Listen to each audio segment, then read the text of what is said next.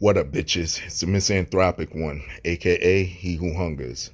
And I'm back up in this bitch for another rant. Today I want to talk about Chino XL, who you see on the screen right before you, and the Proud Boys. And some of y'all probably asking, what's the correlation? I'm going to get into that. But first, please like my video, share it all over social media. Soon as you get a chance to fight the YouTube algorithm and censorship, all right? All right, Chino XL, I feel he needs no introduction. He has a special place in my heart because he's from my state of Jersey.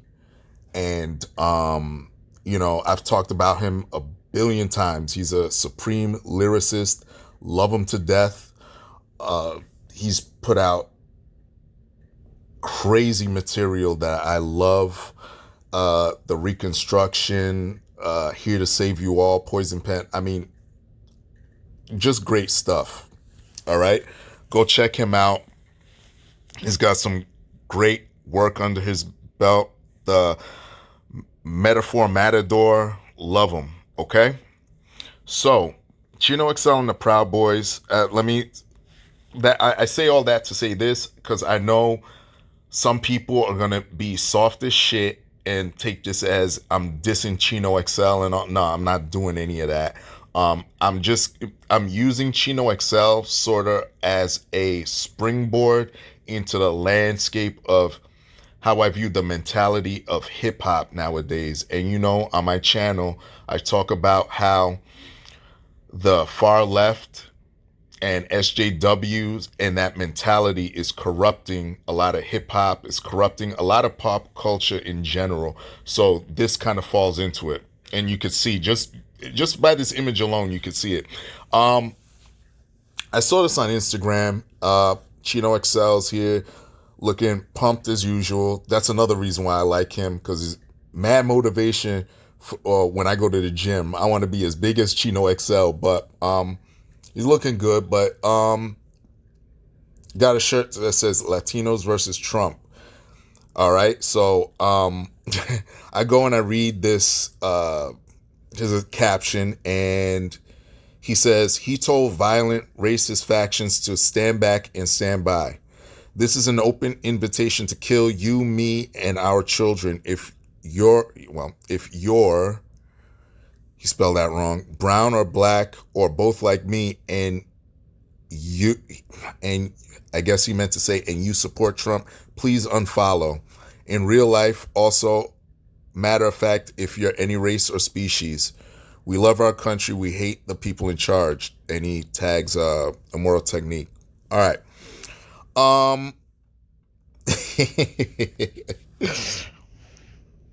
There's so much to unpack. Let's just go with the image. Latinos versus Trump. I gotta laugh before I get into the whole meat and potatoes of this shit. I gotta laugh because if any of y'all watch the debate and then you turn to Telemundo, you know how they have the post debate wrap up shows, and they'll show like who supports who and the percentage. It was 66% or a 66% Trump and 34% Biden. So, I mean, listen, I'm just going by that, and I've seen a lot of Latinos, particularly the Cuban community. They don't want no part of socialism or any of that censorship bullshit. So that's just that. Well, anyway, let's go into the caption. He told violent racist factions. When he's saying he's referring to Trump, and the racist factions, he's referring to Proud Boys. And what that is referring to, for those that didn't watch the debate, was that Trump was asked for the billionth time to denounce white supremacy, and he's actually done that multiple times. But, you know, a lot of people act like they go to sleep and hit reset on their brain and they don't hear anything. There's compilations of it on YouTube where he denounces it, and he's done it multiple times. But the liberal media and far left media like to play this game. And so during the debate, Chris Wallace, who was the moderator, asked him to, are you willing to denounce white supremacy and KKK? And he goes, sure. He goes, yeah, sure. And he goes, are you willing to do that? Sure. He goes, tell me who you want me to denounce, and I'll do it. So Joe Biden goes, the Proud Boys, just arbitrarily screams that out. So Trump, while Trump's talking, you hear Chris Wallace say, yeah, are you willing to tell them to stand down? So he goes, yeah, Proud Boys, stand down, stand back. Like that. He said it like very arbitrary, like, yeah, okay, you know? And people, not just Chino XL, but just like in hip hop, people are saying, oh, well, he told them to stand back. It's like, no, he's repeating what Chris Wallace was saying. You know, they were in a debate, so he's repeating back what he said. Yeah, Proud Boys. I guess, yeah, stand back. And it's ridiculous because, you know, with the Proud Boys, getting to them, gotta laugh, because the Proud Boys, like I mentioned in the last video, they're a multicultural group. They're led by Enrique Tarrio, who is Afro-Cuban, okay? And I believe someone says that to Chino. Yeah, says, except that the quote-unquote violent racist faction is literally run by Afro-Cuban guys. So Chino XL says, everyone in the same skin ain't kin, which to me is kind of like a cliche way. It's like a cliche answer.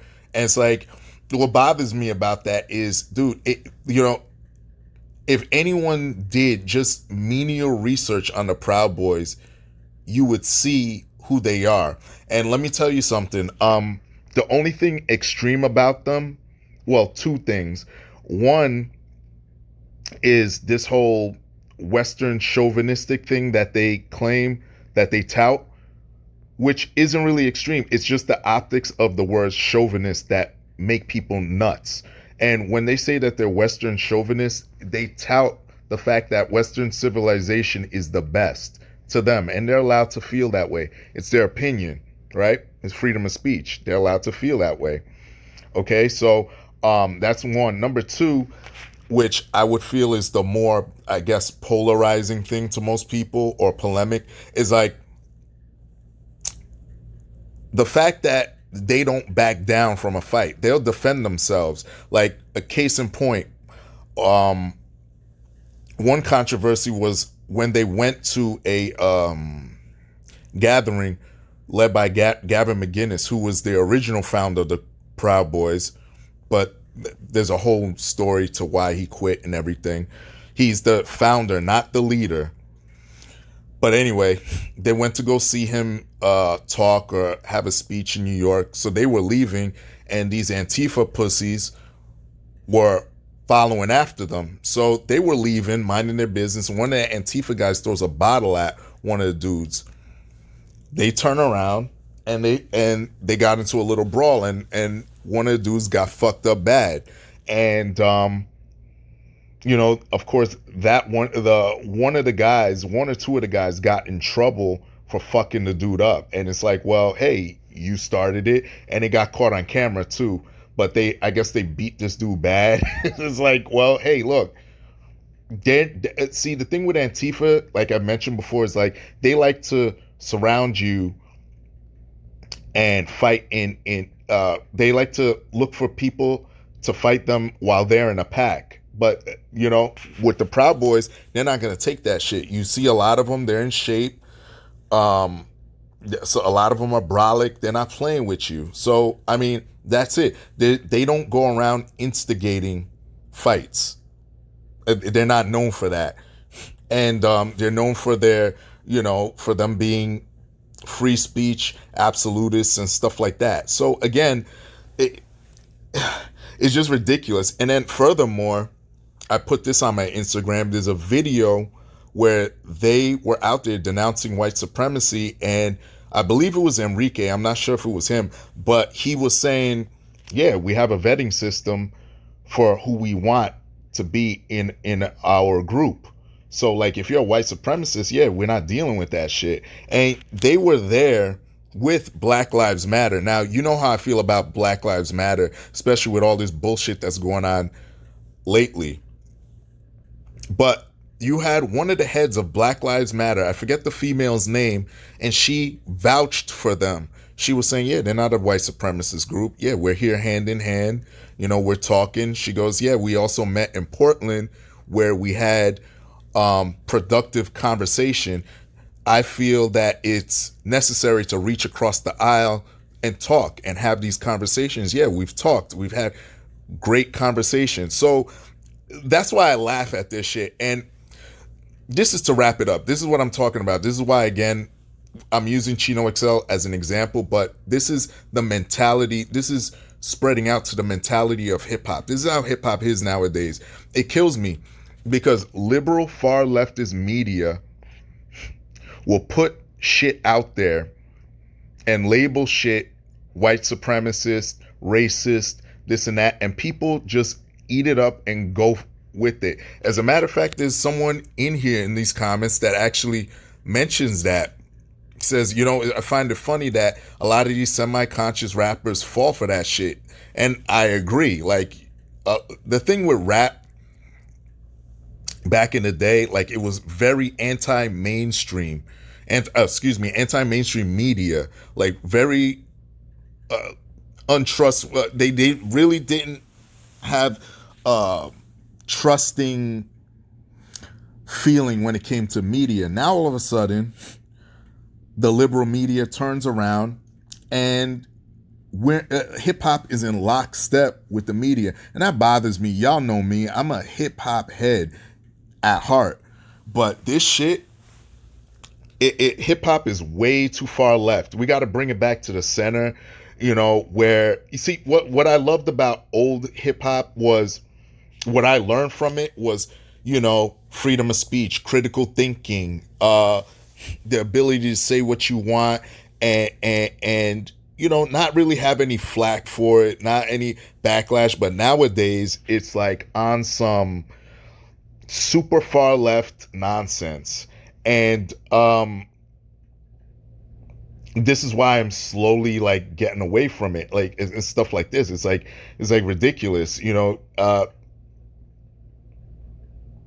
The media used to go after hip hop bad too, and it's like now it's hand in hand with this. And the other thing that pisses me off is people nowadays, a lot of these motherfuckers that are running around that say, well, hip hop was always political, you know, you had Grandmaster Flash and The Message and this and that. Listen, nigga, when I was saying that shit back in the 90s and early 2000s, these same niggas did not want to hear none of this shit. They did not want to hear no political shit. They weren't into lyrical shit. It had to be like, you know, who had the most money, who's rich, who's jiggy, the ice era, all that. Listen, man, nah.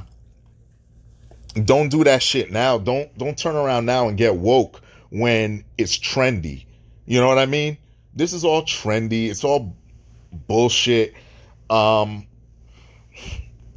It just doesn't make sense, you know. And what else? I saw that Bevelyn Beatty as well posted a thing saying, yeah, the Proud Boys defended me when she went to some, I forget where, but it's just a nonsense narrative. Like, people got to stop falling for this bullshit. That's basically what I'm saying. Proud Boys are not a white supremacist group. Jesus Christ. It's the same thing going on with, what's this kid's name? Kyle Rittenhouse, the kid from Kenosha that was defending himself, and he ended up shooting these motherfuckers that were trying to kill him. One of them being a pedophile. It's like, oh, he's a white supremacist. Now he's turning around and he's suing Joe Biden. He got Lynn Wood, and now he's suing Joe Biden for that shit because it's slander. You know, you understand what I'm saying? So my overall point is that I just don't like where hip hop is going. And it's just getting to a point where a lot of these people, a lot of hip hop, influential hip hop artists, and even the crowd will just take certain narratives and run with it. Won't critically think about it, won't,